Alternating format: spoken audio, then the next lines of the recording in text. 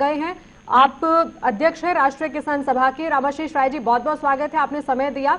पहला सवाल मेरा आपसे ये है कि दोनों तरफ से, चाहे किसान है या सरकार है, जिन बातों की आपत्ति है वहां अगर सरकार ये कहती कि आपत्ति वाली तो बात ही नहीं है इसमें, क्योंकि हम देख रहे हैं 53 साल से एक व्यवस्था चल रही है जिसको किसी ने छेड़ा नहीं सरकार ने आज तक, लेकिन उसी व्यवस्था को कानून के रूप में एमएसपी को सरकार से किसान चाहते हैं।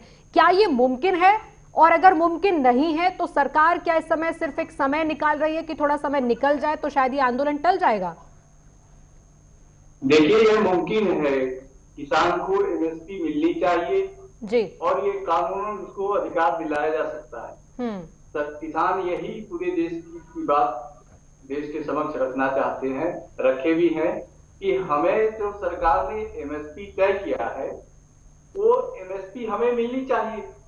सरकार कानून बना करके इसको किसान को उनको देने के लिए मजबूर कर सकती है, व्यापारी को, लेकिन सरकार इसे कर नहीं रही है।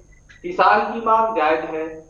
उन्हें किसानों को आज हालत ये है कि हम लोगों के इलाके में, पूर्वी उत्तर प्रदेश और पश्चिमी बिहार के इलाकों में धान की कीमत 1000 से 1150, 1000, 1150 व्यापारी खरीद रहे हैं। खरीद केंद्र कहीं चालू नहीं है। जो चालू है वो कागजों में खरीद हो रही है। कहीं खरीद केंद्र पर धान नहीं खरीदा जा रहा है। किसानों की हालत इतनी खराब है कि 1 क्विंटल धान पैदा करने में 1700 से ज्यादा रुपए लग जाते हैं, खर्चा लगता है किसान को, और 1860 रुपया, 1885 रुपये किसानों ने धान का मूल्य तय किया है, वो भी किसान को नहीं मिल रहा है।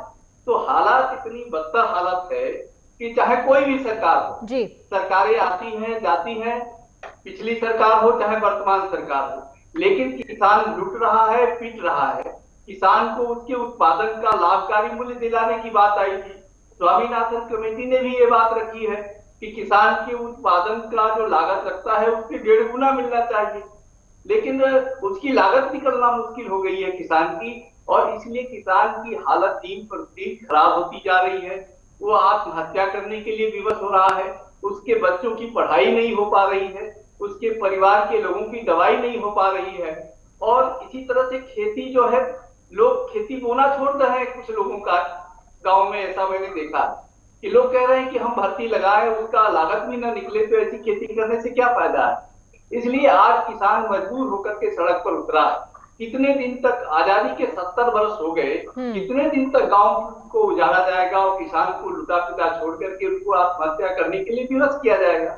ये हालत आज देश के समक्ष पैदा हो गई है। इसलिए हम भी सरकार से यही गुजारिश करते हैं। राष्ट्रीय किसान सभा पिछले 3 दिन हम लोग वहां रहे हैं, बुढ़ारी बॉर्डर पर, और उधर किसानों के बीच में किसानों ने मन में संकल्प लेके आए हैं। अभी जो हमारे भारतीय जनता पार्टी के प्रतिनिधि कह रहे थे कि ये किसानों का आंदोलन नहीं है, प्रायोजित आंदोलन।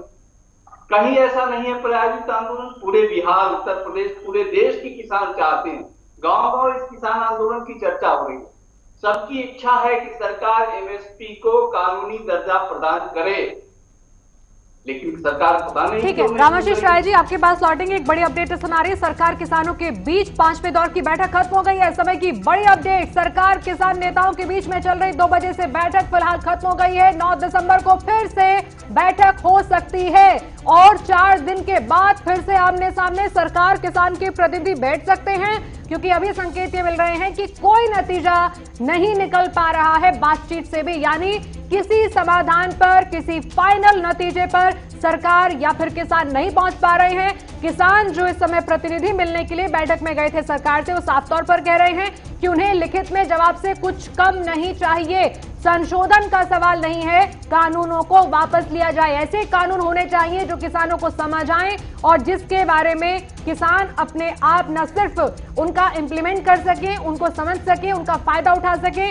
बल्कि सरकार ये कह रही है कि अब 12 बजे फिर से बैठक होगी। 9 दिसंबर को फिर से बातचीत की जाएगी। बातचीत के और कितने राउंड होंगे, ये एक और नया सवाल है कि पिछले 10 दिन से जो किसान डटे हुए हैं, अगले 4 दिन और किस तरीके से बैठक के बाद बैठकें हो रही हैं, समाधान पर नहीं पहुंचा जा रहा है। साफ ये कि सरकार संकेत दे रही है कि बातचीत के अलावा और कोई रास्ता इस समय नहीं है।